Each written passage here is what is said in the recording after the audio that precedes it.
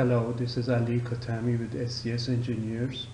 The subject of this presentation is landfill leachate collection pipe design. The purpose of the presentation is to introduce an innovative design for leachate collection pipes that can potentially reduce or eliminate the likelihood of clogging in the vicinity of the pipe.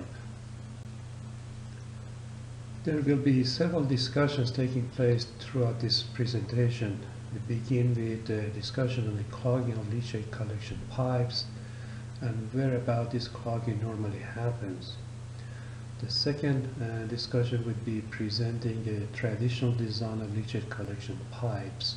A CAD drawing of the traditional design will be presented to you, and a discussion of the flow path of leachate from the leachate collection system at the base of the landfill to the leachate collection pipe will take place. After that, we'll have an introduction of the innovative design of leachate collection pipe. CAD drawings will be presented to you to show the details of the design, as well as a discussion on the flow path of leachate from the leachate collection system at the base to the pipe for this innovative design. Toward the end of the presentation, we'll have a number of photos that we want to share with you from a recent construction event that this innovative design was implemented successfully. Clogging issue in reference to the subject of this presentation, which is leachate collection pipes. In general, when large quantities of leachate pass through a small area of textile, it can potentially cause clogging in a rapid manner. What it means is that clogging reduces flow of leachate through textile. In reference to the leachate collection pipes, if there is a textile on the two sides of the leachate collection pipe in the system, and large quantities of leachate from the base area has to pass through this textile to get into the gravel and the pipe, it can potentially create clogging at the textile and impede free flow of leachate from the base into the pipe. Before we continue with the subject of clogging, I would like to present to you a simple rule that I refer to it as a rule of transmissivities. Leachate must always flow from a transmissive medium into another medium with equal or greater transmissivity. What it means is that if in the path of leachate flow, leachate is coming out of one medium and going into a second medium, the transmissivity of the second medium should be equal or greater than the transmissivity of the first one.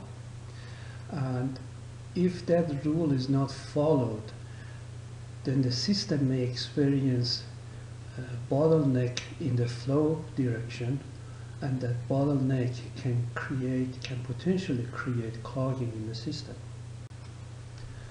Now we continue the subject of clogging in reference to the leachate collection pipes.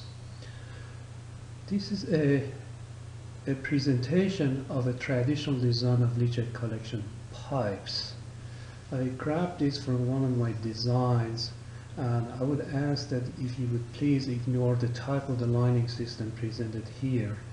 That is not the subject of this presentation. The type of lining system here is a double composite, but I would like to bring your attention to the middle portion of this detail, which is a leachate collection pipe encased in gravel, and the gravel is wrapped with geotextile.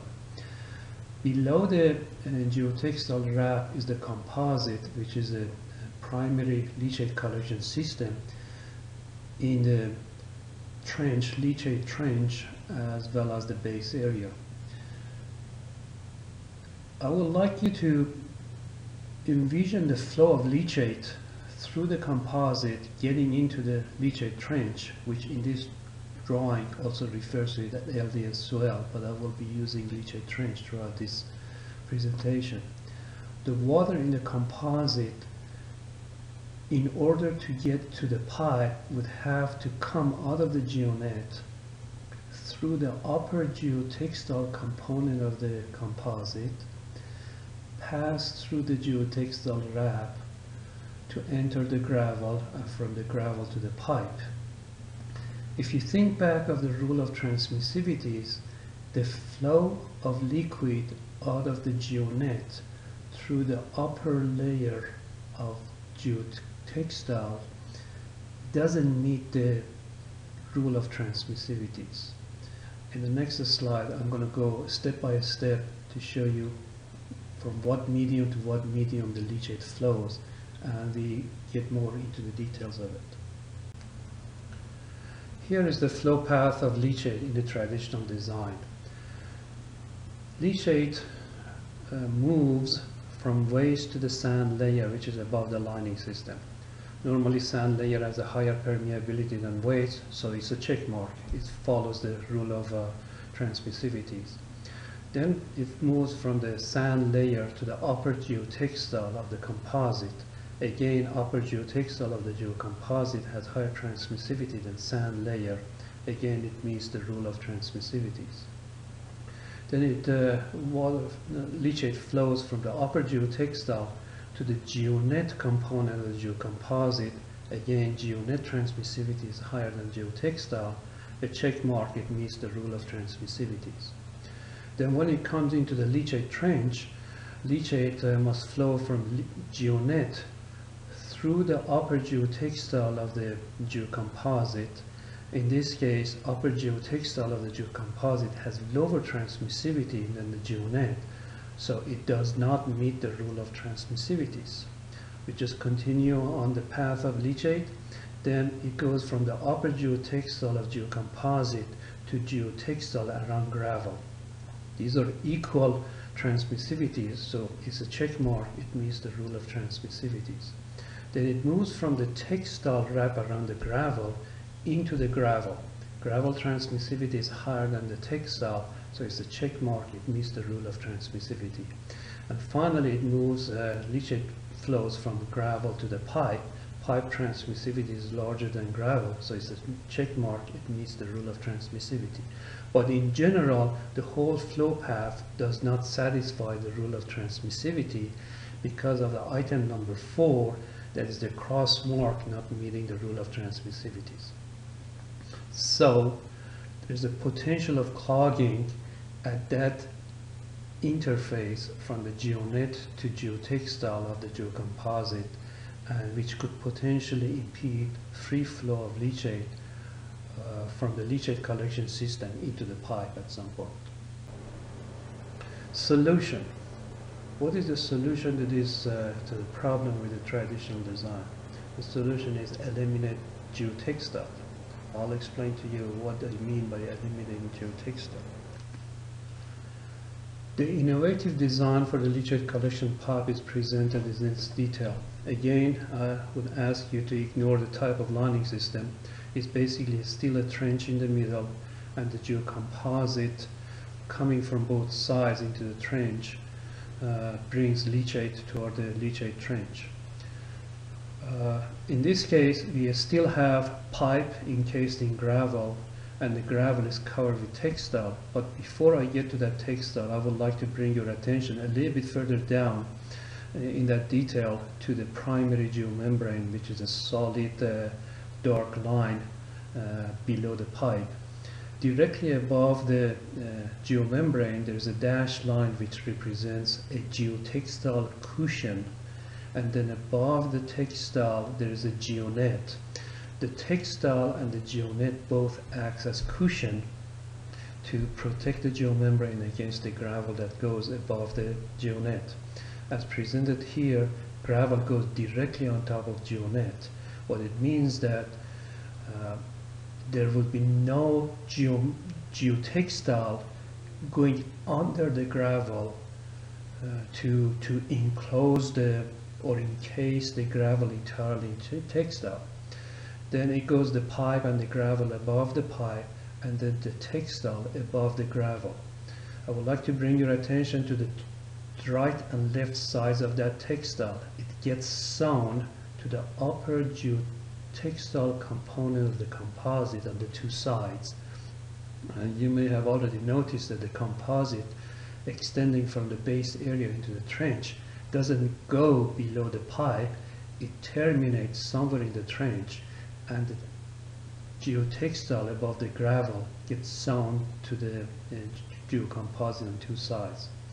Now, if you envision the flow of leachate from the base area in the composite coming to the trench, you will notice that the liquid in the geocomposite goes directly from the geonet into the gravel, which in a sense meets the rule of transmissivities. Gravel has higher transmissivity than the geonet, and there's no geotextile between the geonet and the gravel to not follow that rule and to potentially cause clogging. Now in the next slide, I'm going to take you through every step of the flow of leachate in reference to this innovative design for you to see the details, how every component of it meets the rule of transmissivities. Here is the flow path of leachate in an innovative design.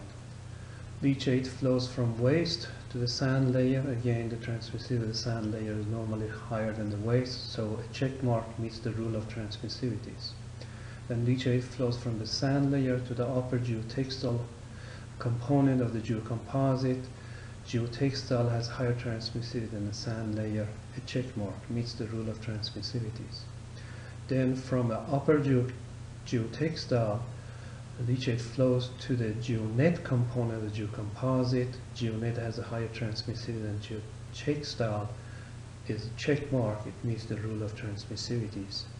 Then leachate flows from the geonet to gravel, as I presented to you on the detail. Gravel has a higher transmissivity than geonet. A check mark meets the rule of transmissivities. Then the last step, leachate flows from gravel to pipe. Pipe has a higher transmissivity than gravel. Check mark meets the rule of transmissivity.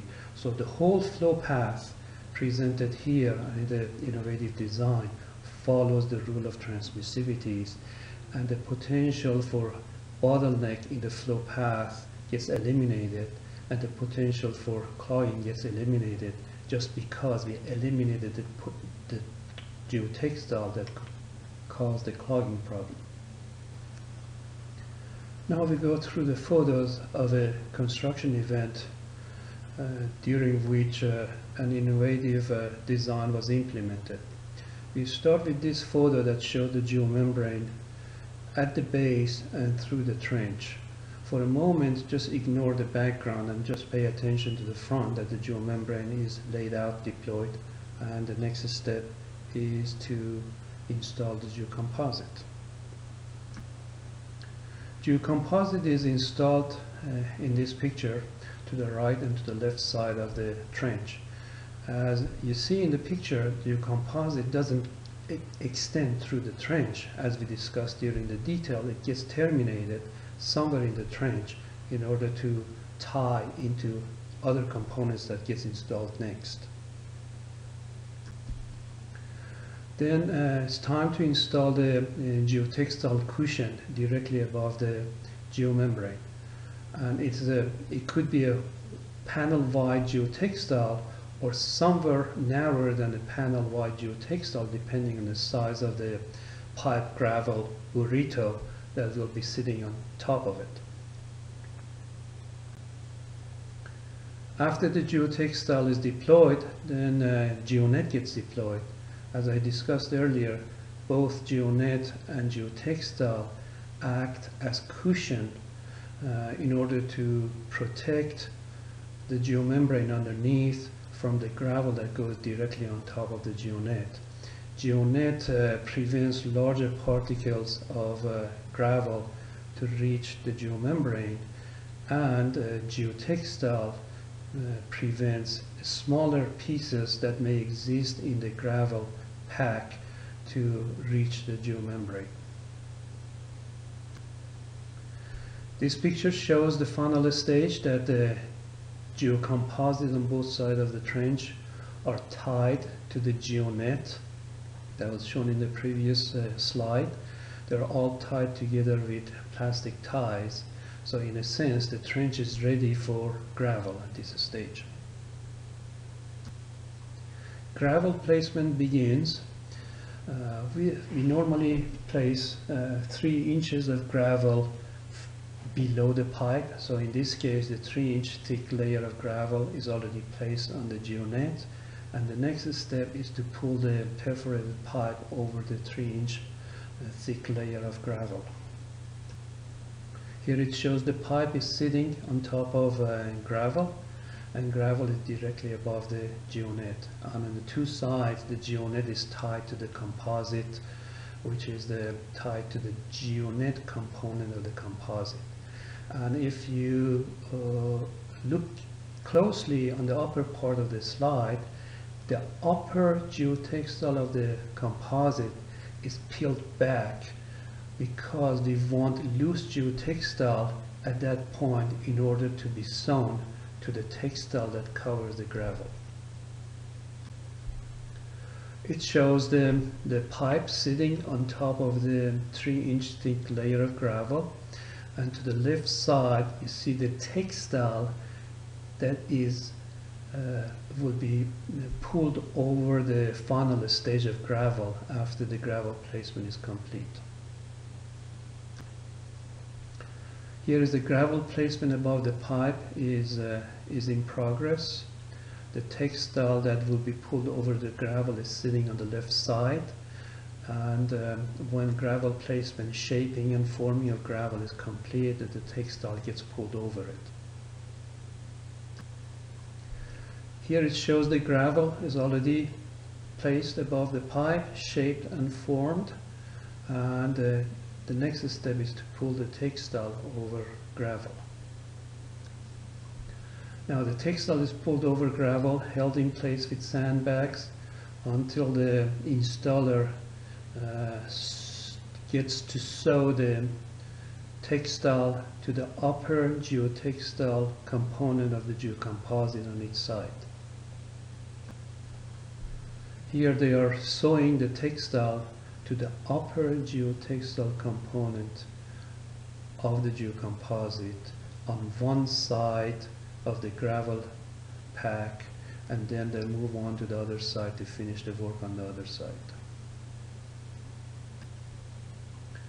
It shows in the foreground of the slide the geotextile is already in place and sewn on both sides to the upper geotextile component of the geocomposite, and then the latter part of the gravel, which is exposed, will be covered later. It's a completed work. Gravel is in place, geotextile is pulled over it and sewn to the upper geotextile component of the composite on the 2 sides of the trench. The next step is to cover this gravel pack with the sand layer that goes above the lining system. At this stage, we specifically ask the contractor to work closely with us and not simply push sand over the gravel pack, because the act of pushing sand over the gravel may disturb the gravel. That by itself could cause problem in terms of the integrity of the pipe in the long run under the high compressive loads of the waste. And on top of that, the geotextile may get disturbed. That protects the gravel against fine particles from the sand layer. So in a sense, we ask the contractor to scoop up sand and directly at a short vertical height above the burrito, place it on top of burrito.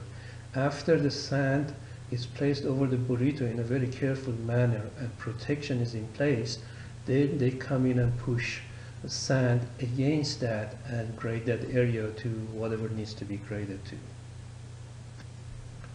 Here it shows the completed cell. Again, in this case, it was a 12.5 acre cell. If you look closely, you will see the 2 lines which represent 2 leachate lines One is closer to you and one further back. These are the leachate collection pipes that were constructed in this project. This is the same cell, but the middle portion of the cell after completing the cell. And this is the upper portion of the cell with the sand covering the entire lining system. I thank you for your time, for listening to this presentation. I hope this presentation becomes useful to you for your future designs in order to eliminate clogging at a very critical point near the leachate collection pipes. If you have any questions, please feel free to contact me via my email or my cell number 561-441-1473.